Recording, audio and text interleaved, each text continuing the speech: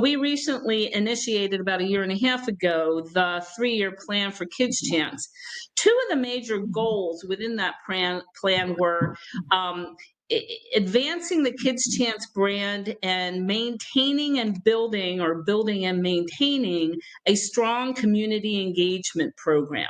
Those two really started to become wired together as we looked at some of the objectives within each of those goals, how to position the brand, how to achieve mission and brand alignment, how we started to look at consistent messages, how those messages were executed, etc.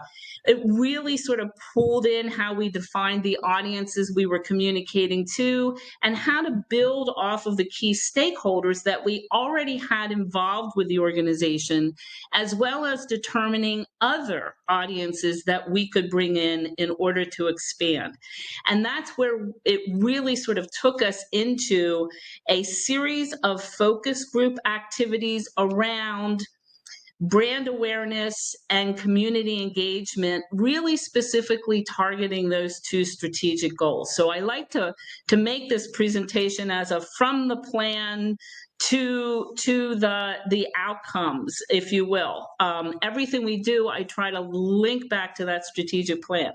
In any case, we started with focus groups and looked toward our key stakeholders, as well as representatives of communities that made sense to bring into this dialogue.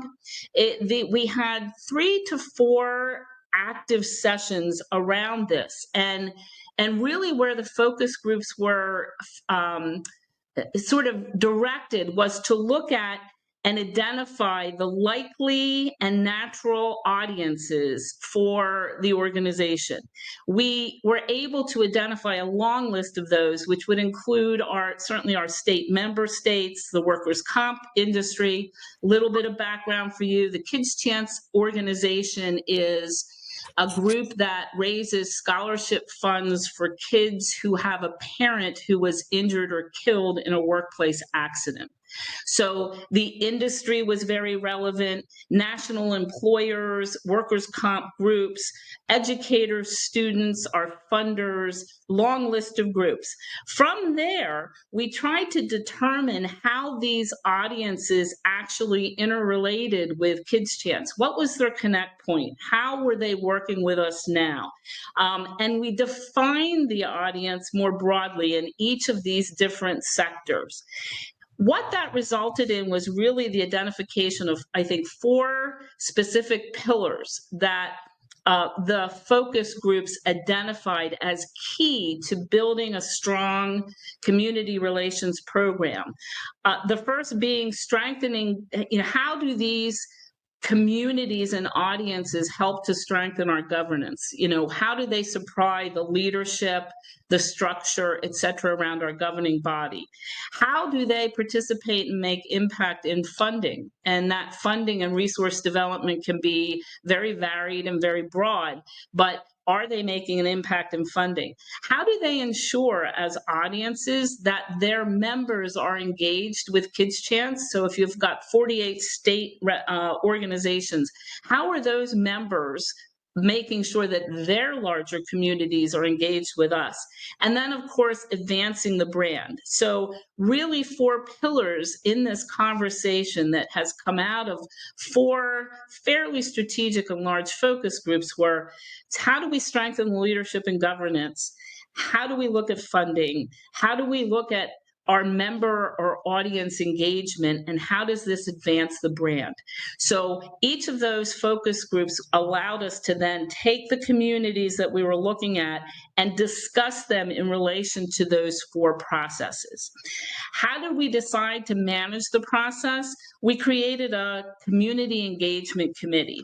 So from the focus group, we really sort of gleaned those really active and involved focus group members, asked them to join a standing committee of the organization, and got them working with us more specifically in diving into how our different communities would react to those 4 pillars.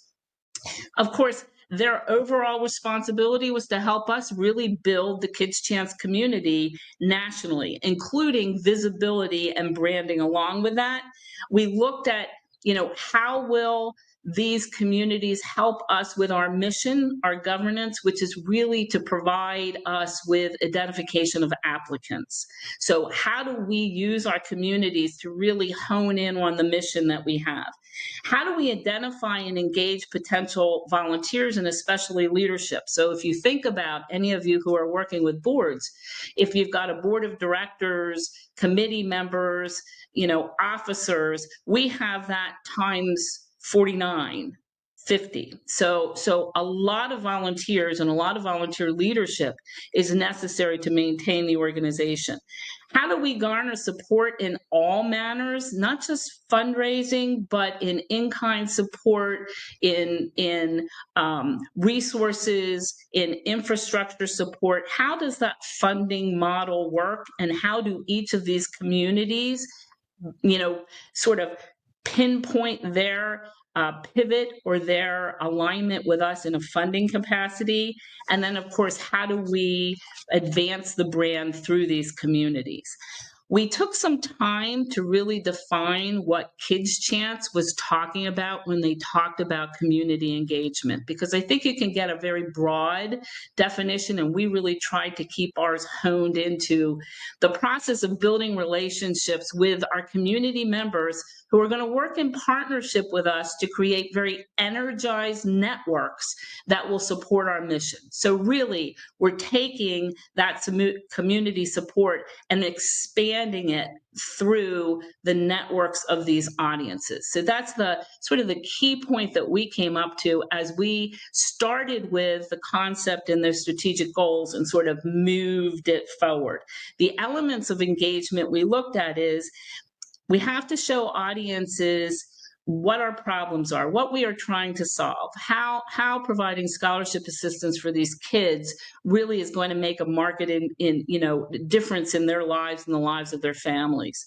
How we're working on that now. So what we as an organization are doing to address those issues and those challenges, what successes we've had, where our metrics are, and then of course demonstrating to them as new audiences, as part of this community, how their involvement and their greater involvement is going to make an impact on what it is we're doing. And what we basically came up with out of that as step one, and I do sort of emphasize that I think the community engagement committee looks at this as step one, was the Brand Ambassador program. Our brand ambassadors actively support the mission through personal and professional lives to expand our reach and to make real concrete impact. That's what we're looking for. We understand, and I think have tried to articulate to many of these community members, that with professional and personal networks, with the day-to-day activity that people are having on social media and other outlets, there is an opportunity to really broaden our brand alignment exponentially with greater visibility nationally. So we've worked as a committee to prepare and be able to deliver to these various audiences a brand ambassador guide. So we've gone from really the larger funnel of what we're trying to do in brand alignment and community engagement through the focus groups, really looking at where these audiences are with relation to our organization and what we really feel they can do to impact us. And then coming down to the more tactical of where is a really good place to start, something that is that will go across all of these communities and have impact on member states, state organizations, funders, partners, workers' comp, industry members, volunteers, leadership. What can we do that will sort of make a uniform impact? And that's where we came up with the Brand Ambassador program. The Brand Ambassador program is now, I think, has 5 major points to it that we are trying to roll out. So if you decide you're going to be a brand ambassador, or if you're part of a community that is agreeing to serve as brand ambassadors, there were 5 things that the committee came up with that we felt were fairly simple to implement and to really start the whole process. The first was to make sure that these brand ambassadors are subscribed to our national monthly publication. Everybody has either a newsletter, an email communication, something that comes out on a regular basis that shares the news, the current events, the upcoming events, calendars, etc., from their organization. What we're doing as a brand ambassador is to make sure that each of those folks who are now serving in those capacities are subscribed to that. So we've got an automatic and current communication of information that will go out to them. Believe it or not, in launching brand ambassadors, people that I would have naturally felt were already subscribed to our monthly newsletter were not. So even in going to step 1 of rolling this out, we have already added, not thousands of people, but I would say 20 to 30 people into our newsletter subscription because they were not already there and didn't think of that on their own as a way of really being or educating themselves as a brand ambassador. The second piece was to really work with them with the LinkedIn profile. We found that in our communities across the board, LinkedIn is probably the preferable social media outlet at this particular time. Although we use all of them, we focused on LinkedIn. We've asked the brand ambassadors to make sure that they include their position as a brand ambassador, a board member, a volunteer, a state board member into both their biographies as well as their LinkedIn profiles, so that it is very obvious and evident to people who are looking at these brand ambassadors that they are engaged. We've even gone to the point of providing instructions and text that people can simply drop into their profile to make sure that that gets online. The third piece of the brand ambassador program really goes back to the whole broader social media outlet, which we are finding for brand alignment and brand ambassadors is a great vehicle to use. We make sure that brand ambassadors are following, liking, and sharing all of the national information that is coming out on all of our social media outlets, as well as encouraging them, if not helping them with various toolkits to create and align their own original content out on the social media platforms. We've gone a long way to make sure they understand what platforms we're using, what hashtags we're using, and we really try to interrelate that with our brand ambassadors. Firing up the network is number 4, and this is easy as displaying your Kids Chance pin anywhere you go, to taking a platform or a microphone at an event where appropriate and sharing with people that you're part of the Kids Chance organization. We're trying to make sure that people are using swag and information as openly as possible. Because of their activities publicly, they are a little bit of a billboard for the organization and certainly help with that information piece.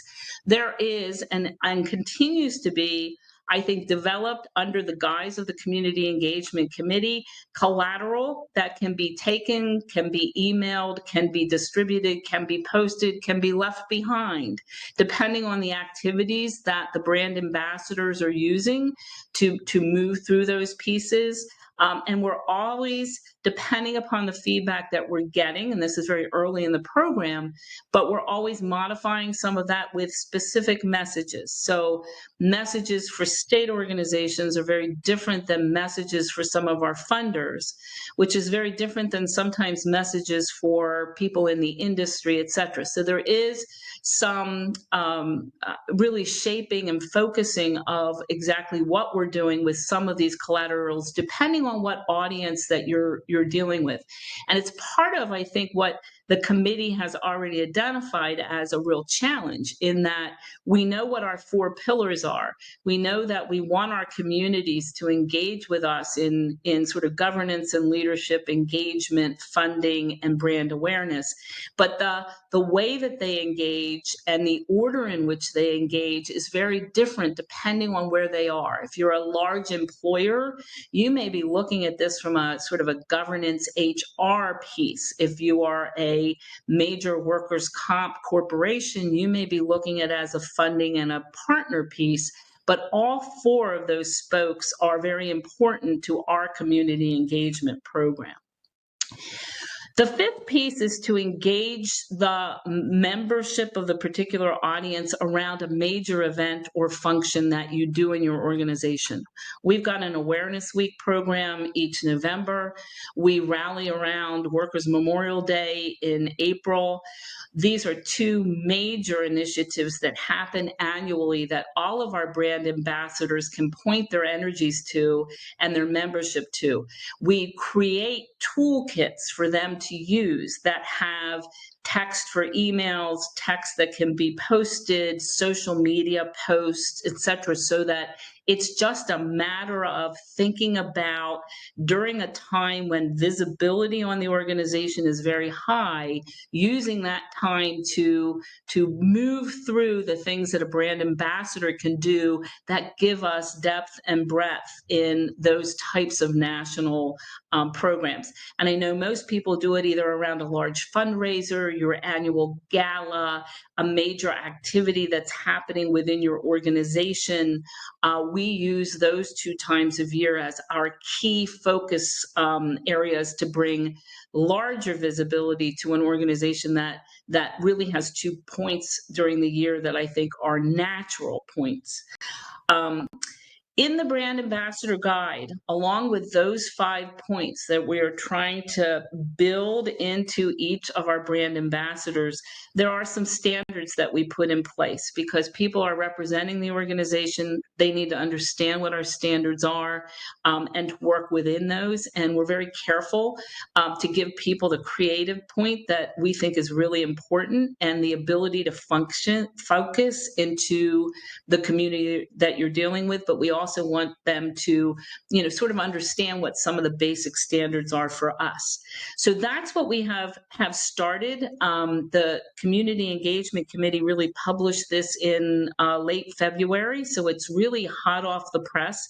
We have now begun the implementation phase, which is the interesting part of delivering this message and beginning to get these, as I call core of excited and energized networkers working with us directly. We decided to take a top-down approach. So we started with the national board. It's about 16 very well-connected, nationally located executives that are working. And we are working through the brand guide. They're, of course, all subscribed to the newsletter. We are now helping them to be sure that their LinkedIn profiles and their bios are up to date with all the pieces that they need to have. And we will continue to share with them how to utilize social media in a bigger way. And we're monitoring those metrics as we go along. Somebody did post a question as we were doing registration for this session about, how much staff time does this take? I will be very honest with you. This is a program where we continuously bring the program back to those brand ambassadors that we want to activate. When we launched with the board of directors, we had a whole session on brand ambassadorship. We hit it at each board meeting so that there's this resonating, repeating reminder that is coming out on a regular basis. We moved then to the community engagement committee as well as the focus group members because they were the next logical group to bite on to the brand ambassador process, 1 through 5. And we're working through that. I think we will use other national board committees. We are working with our funders. May 4th, we will be meeting with our 15 national partners to roll out the brand ambassadorship program for them and their teams, meaning their marketing teams, their sales teams, and the internal communities within each of these partners. We will also be sharing the brand ambassadorship at a large webinar in June for all of our 48 state organizations. So I'd like to be able to give you some metrics as to exactly how it's going so far. From the board perspective, I can say that, you know, we're tweaking along towards 100% participation as brand ambassadors. I feel like I want to give them, I don't know, something, a gift card or a pin or something when they complete 1 through 5, because they're being troopers. And part of our strategic plan this year is to make sure the national board serves as the model board for the organization, you know, with 49 other boards that are following suit. So brand ambassadorship is one way that they can do that, and I think do that well. And then our next step after when we reach July 1, which is the next our next fiscal year, will be to review, evaluate, revise, and relaunch as we keep moving through this program. But that's what we do. I'd be really interested to hear from anybody else on the call as to what you're doing with brand ambassadors in your organizations. Anybody? Well, so anybody have brand ambassadors? Anybody? So let me ask you this, just to get the questions rolling here. As executive director, what is your specific role, and how does that play into the More Than Giving Company? Because I know you're kind of wearing 2 different hats. More Than Giving Company has 3 different facets to it: association management, general consulting, and then our nonprofit virtual assistant program. As part of association management, I serve as the executive director of 2 of our organizations, 2 of our larger national organizations, and Kids Chance is one of those. So as the executive director, I've been very, very active in really broadening the whole area of community engagement, since I have access to almost all of the focus groups and all of the sort of communities and audiences that we have identified. It allows me to work through that. I try to make sure that the board of directors, starting at the top, maintains that role of being the model for the rest of the group. And I think in any community engagement effort, you want to make sure that your board is sort of fulfilling everything you're asking your other volunteers and your other brand ambassadors to do. So yes, I do play a dual role. Great. Thanks, Brittany. Do we have another question? I saw Elizabeth pop up. You want to go ahead? Hi, thank you, Vicki. That's so helpful. And the framing, and I've taken a page and a half of notes already. So I am a fundraising consultant who works with a wide variety of nonprofit missions in various scale and sizes of organizations. And I'm actually giving a talk to junior fundraisers early in their careers next week for one of our professional organizations about the value of volunteers and who they are. And so what you're saying really speaks to me in terms of volunteer engagement and specific strategies to really engage your volunteers deeply. And what I hear most clearly in relation to my own current clients is the need for really, really clear expectations and a whole lot of energy and support and guidance and copy suggestions and buttons to wear and really specific things for them to do, instead of just having a community engagement committee, or more likely in my line of work, it's a fundraising committee or governance and nominating, trying to get people engaged and just sort of sitting around the table like, who do you know and how do we get them engaged? So the framework that you're providing for us is really helpful specifically for what I do, which isn't necessarily communications and branding work, but it's also intertwined in helping nonprofits to realize their missions. Yes, we tried to keep it simple, to give 5 things that just about anybody can do, and then to provide all the tools you need to do it. And so it's hard to say no to. And I think it does give volunteers who can't get so, knee deep or waist deep in the organization, it gives them a way to align and to help that has significant impact. So good.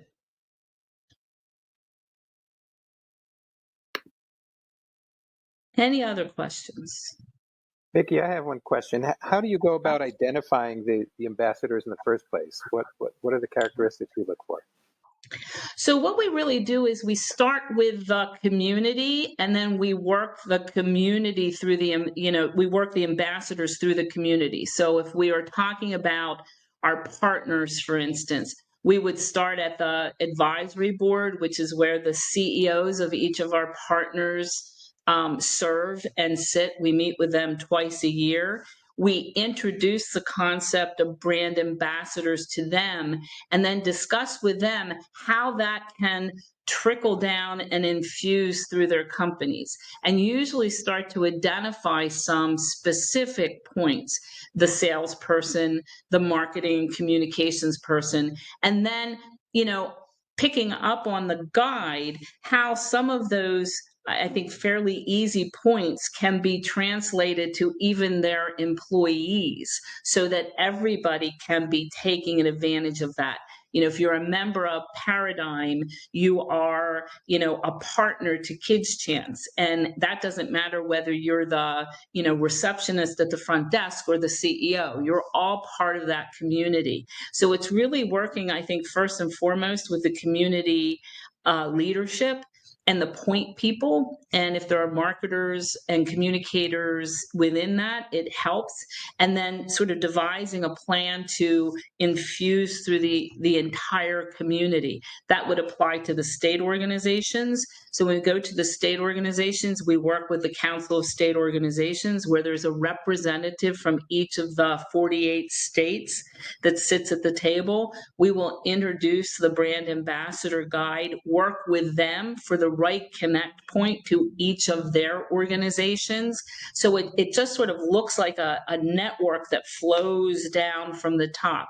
And what I have found, or at least what I have experienced, is if you can get the buy-in of the leader, it is typically much easier than to get the buy-in of the rest of the audience, whatever that audience may be. If you're in another type of organization, it may be your clients or the people that you serve or the caregivers to the people that you serve. It depends on what that community is, but 9 times out of 10, Jonathan, we'll start with whoever the point people are or the leadership is and try to work down. They help navigate that piece. And how often do you give them action to do? What is typical?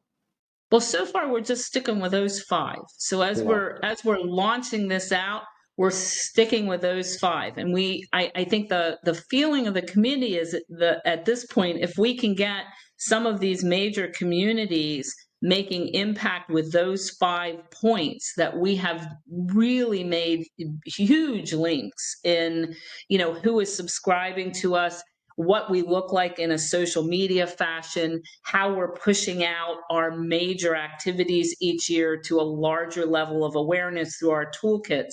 I think the idea then is, once we get through this first phase with the first 5, we should have enough, I think, metrics and feedback to begin to further develop where we go from there. So is there, do we get to the point of having a super brand ambassador? And if you're a super brand ambassador, what level are you working on and how are you engaging with the group? But what's really interesting to me, especially with this particular organization, is the range and the potential. So the potential of, when I look at Kids Chance and say, well, right now we probably have, 1,500 volunteers working with us directly. I think it's entirely possible that by next year, this time, I can say we have 3,000 to 5,000 who are connected with us. And I think the brand ambassador program is going to be a big part of that.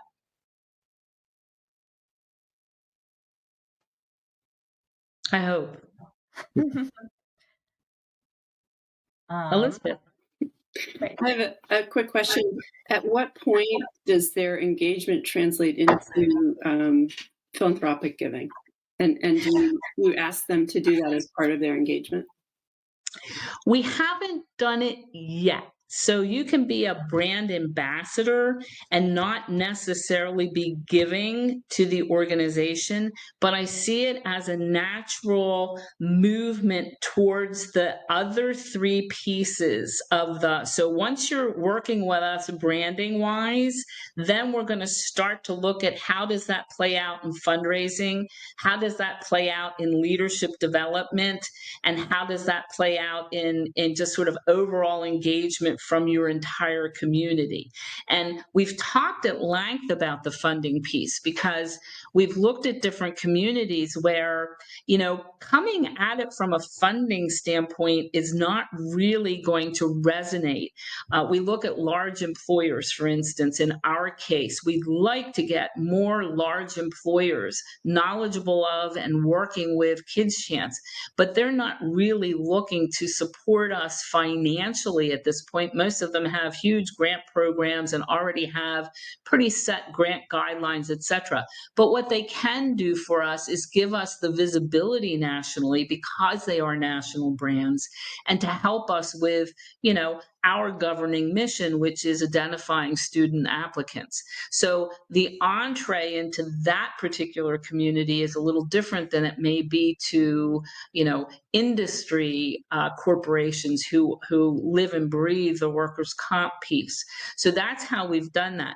Although we are getting much more into individual giving in this particular organization. So I see the brand awareness sort of backing up against the opportunity to build relationship that will then, sort of parlay into some type of financial support, whether that's at the national level or it's at one of the state levels, because in some cases we find that people will get to know us and to align with us on a national level. Some people are much more comfortable doing that with their local Kids Chance of Massachusetts or Kids Chance of New Jersey, et cetera. Doesn't matter to us. The alignment is what we're after to the organization in some capacity. And if it's dollars towards Massachusetts or dollars towards the national, we always, as a national organization, put states first. So if you've got, dollars to give and it's a decision, give them to the states first.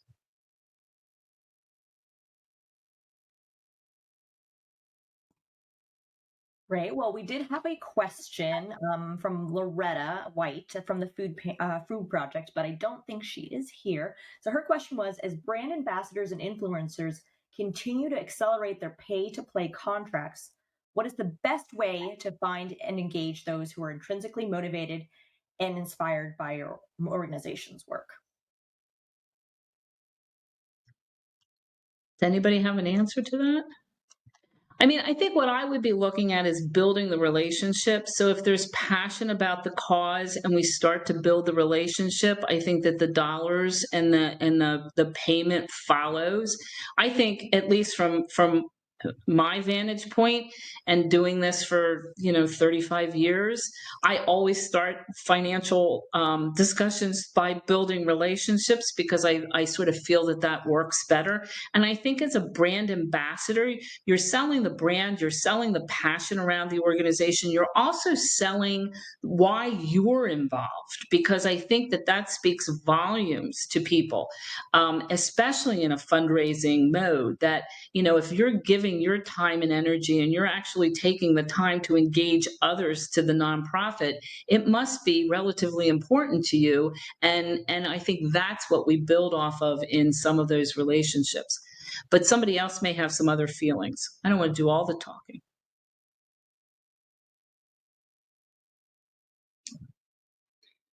I would just add to that, Vicki, that it's a much more compelling message to be engaged in the mission and then have financial support follow that. So that's why I think your strategy is so important for particularly nonprofits to understand that there has to be a significant investment in communications, branding, marketing, and engagement, using all that for engagement, because that's what leads eventually, as you said, to volunteer leadership development and eventually financial support. And all of them are important. And I think when you look at the whole area of sustainability, which seems to be of critical importance to nonprofits and should be, it's not just finance, it's infrastructure. So we spend a lot of time talking about where our next leader is coming from. First question I ask any nonprofit that I'm working with is, do you know who your next president is? And if the answer is no, then we have a little bit of an issue that we have to start to look at. So really engaging these larger communities in identifying and grooming and directing people in leadership capacities to your organization is, frankly, in some cases, as important as dollars that may come in the door, which is why I think, and I have to give credit to the committee that they were really looking broadly at 4 major spokes that this community engagement program would address, because lots of times we fall into well, we need dollars. I mean, every nonprofit I know needs dollars. It's not like dollars aren't important, and we sometimes forget about the other things that are equally as important, and most of it is driven by branding, visibility, people being able to identify what you do, how you do it, and how they can help you accomplish that. So we had a question from Liz Kahn, how to engage community and expand the brand during leadership transition. That's a very, very good question. We're in the process of going through, and I've gone through leadership transition with a lot of groups. Laurie, you may want to jump in on this one because Massachusetts just went through some leadership. Do you have anything to add? Jump in on that one. So being the new leader on the block, it's very challenging because we had some shortfallings in our group before I took over. And so it was not only motivating people to lead, it's also let's do things a little bit different because things aren't working the way they are. So I think it's more of the most important thing I think at first is to build those relationships, everybody get on the same page as to what our goals are and how we're going to achieve them. And then just to be committed to working together and building the cause. I think you have to start building the relationship first and then move from there.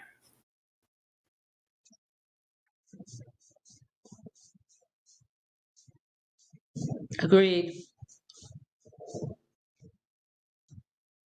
And leadership styles are always different. Rebuilding relationships are always different. So I think the relationship piece first, and to Laurie's part, getting everybody on the same page is an excellent idea. And making sure, at least in my mind, and Laurie can admit this, I talk about leadership succession all the time, and I talk about leadership succession throughout the organization. So not just your presidents, but who's your next fundraising chair? Who's your next advisory board chair? How are you feeding leadership in? If you're looking at a board and standing committees and you can't identify the next couple of presidents, then they may not be there yet. How are you pulling those into the organization so that you can put together a really thorough, complete, and effective leadership succession program, which I think ultimately helps the whole area of marketing, communications, visibility, et cetera, because there's some, sort of consistency to the thread and at least overlap. Kids Chance of America has will be at the end of this month electing their president-elect. The president has another year. There's a year of transition for the two of them before that new president-elect takes over in July 1, 2022. The president-elect is also responsible for the new strategic plan. So she will be working this coming fiscal year, July 1, 2021 to 22, in helping the organization develop that strategic plan. So when she takes over as the organization president, she will have the benefit of a year of transition working with the current leadership, as well as the opportunity to look forward with some real, vision towards what the strategic plan will look like for the next 3 years. So the more you are able to really wire leadership succession into your organization, I think the more stable it becomes and the more you have the opportunity to take advantage of that leadership.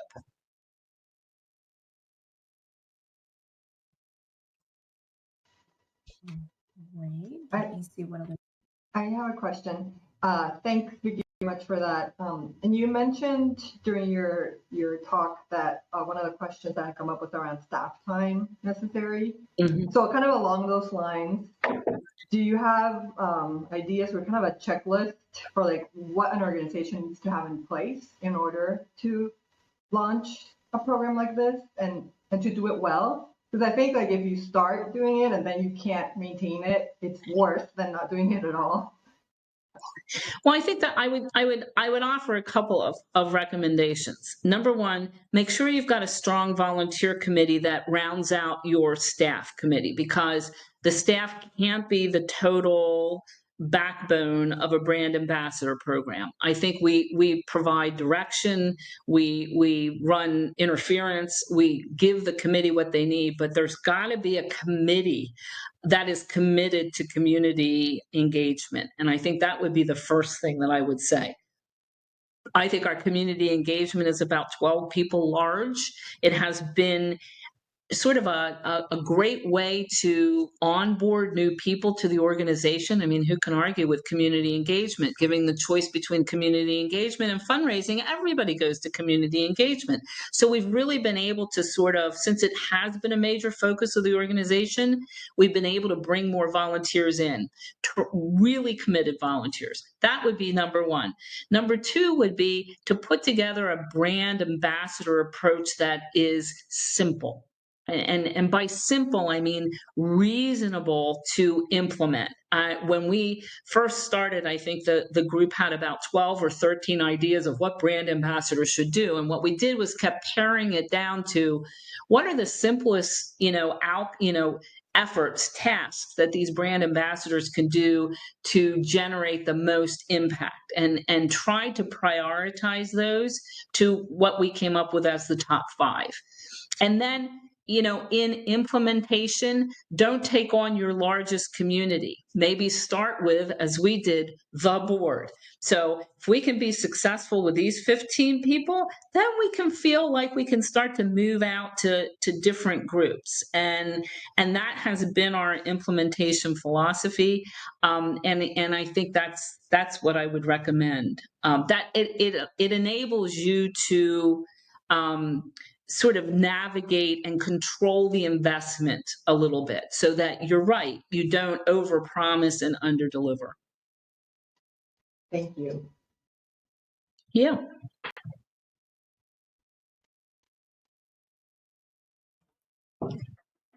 I'm not sure if Helena is still here, but Helena at Friendship Works asks, what's the best way to reach and keep people engaged, especially during our hybrid working situation? Anybody have any thoughts on that?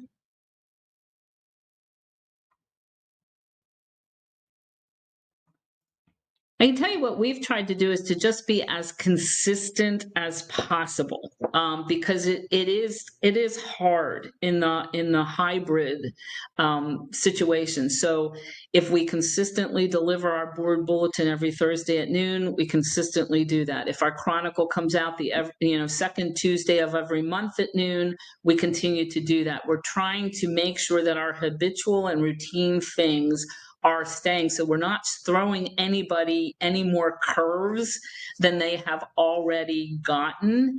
That's probably my piece of advice. Anybody else?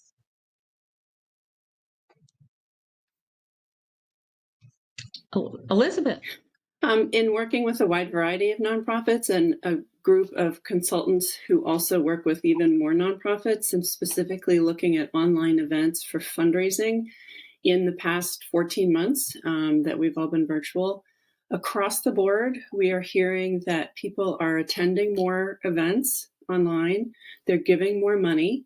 Giving is up almost across the board, even for those organizations for whom the pandemic has not been a particular moment. Social justice, environmental justice, health, pandemic-related medical disaster philanthropy. And we're also finding that more board members can attend meetings now, more volunteers attend webinars. Yep. So engagement is up, I think, for those organizations that really have subsisted on an annual walk with 5,000 people, or, it's harder to do that. And over time, I think we'll have to wait to see the effects. And of course, my perspective is the fundraising effect. How effective are we in engaging people? And then, having them support our mission with philanthropy as well. But across the board, I think that there are going to be a lot of advances that technology and this new way of relating to each other will play out over time, so that more people can be engaged at different levels, which I think is really exciting.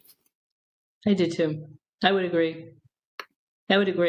And I don't think we're ever going to go back to just in-person events. I not in all cases. I think people have just seen the level of involvement increase when you give people the options for engagement. And that's really what this is all about, how to make it as easy as possible for them to engage. I think we'll see a different light on things when people can make the choice versus the choice being made for them. So I'll be anxious to see who selects in person versus stays with Zoom and virtual connecting, and what reasons and what kinds of things really do bring people out versus how do we really maintain people's attention virtually. We're about ready to launch our national conference next Wednesday. In fact, I was on the phone this morning with them, and really part of the challenge is not being able to do it virtually. It's just, how do you keep people engaged for 5 days with sessions from 11 o'clock in the morning till 3:30 in the afternoon, without seeing everybody sort of zoom out and I'm just as guilty as anybody else. So I'm talking about myself, and coming up with sending out boxes of props ahead of time. So I've got my glasses and mustache and eyebrows on, and we're taking Zoom shots. I mean, we're just really trying to come up with any way we can to not lose people in that Zoom effect versus looking at it in an in-person setting where we have everybody sort of in a room around tables, etc. The difference is we can double our participation in a virtual setting, whereas not everybody can jump on a plane and get to Charlotte, North Carolina. So there are good and bad things. And what I'm anticipating is next year, even though it's planned to be in person, my guess is we will be live streaming some things because people will want to attend, but will not want to come in person. I don't think it's any easier from the back end, by the way. Everybody says, well, isn't it much easier for you since you don't have to go anywhere and you can do the whole national conference? Not really. It's just difficult in a different way. And in some ways less satisfying, because at least if I was there in person, I would be sitting down next to people and talking and having a cup of coffee and doing that. Now I'm trying to do that connection to 150 people on the screen, which is much harder to do. So I appreciate the challenge. Vicki, I would also add that the cost of doing a hybrid event, having some people in person and live streaming part of the content, is going to significantly raise event costs. Yep. Significantly. Yep. Whereas part of the higher yield and fundraising returns from online fundraising events this year was because we weren't paying for chicken and placement. Yep. So as we go back to virtual, it's going to be a big concern for nonprofits and for any organization trying to engage in new ways. Balance the budget and looking at budgetary kinds of things. I agree.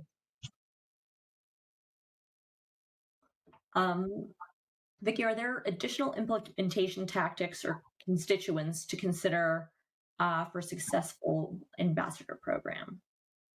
Give that one to me again, Brittany. Are there additional implementation tactics or constituents to consider a successful ambassador program? Well, I think implementation tactics, I would say that, again, we're looking at as we start to deliver this program to different communities, what we're seeing working and what we're not. And the one thing that I would pick up on is the need for reinforcement. This is not the kind of thing where you pass out the guide, you go through it in one meeting and everybody's got it and you go. It is something that we are already learning, that we're weaving this into our meetings, our activities, et cetera. We are putting together a webinar, for instance, where any of our communities can attend and hear the Community Engagement Committee go through the Brand Ambassador program so that they can hear firsthand from those folks that are responsible for the program how that gets put together. We're thinking about how to follow up with metrics. We've already put into place some avenues for catching metrics, even with our major funders. So of those 15 major corporations, if they are referring students to our scholarship program, we've added to the referral source list each of their names so that we can actually capture in real time their impact. Because I'm thinking that in order to get more people rounded around this ambassador program, we're going to have to be able to show in some real time with some real metrics the impact we were able to make. I don't know if I answered that well enough, but that's what I got. Thank you, Vicki. That was actually my question. So you did Good. answer very well. Well, it's been a pleasure. Yeah. Does anyone have anything on any final questions? And of course, we're here, so feel as though you can follow up with any questions that may come to mind later. We would be happy to get back to you. And I'd be happy to send any materials I have, and I'd even be happy to share the Brand Ambassador Guide that we've put together. If you just email me directly, I'm happy to provide that for you. It's Great. simple. Well, Vicki, you made it sound very simple, but you've definitely given us a lot to think about. And more importantly, you've given us very clear and actionable ideas and insights that we can all implement in our own way, either for our clients or within our own organizations. So thank you so much. Oh, thank you. It's been a pleasure. I hope it helps in some ways. Absolutely. Thank you all for joining us today, and we'll keep you posted for the next one. Great. Sounds great. Thank you. Bye, Thank you everybody. very much for having me. Thanks. Thank you, everyone. Bye. Bye, Vicki. All right.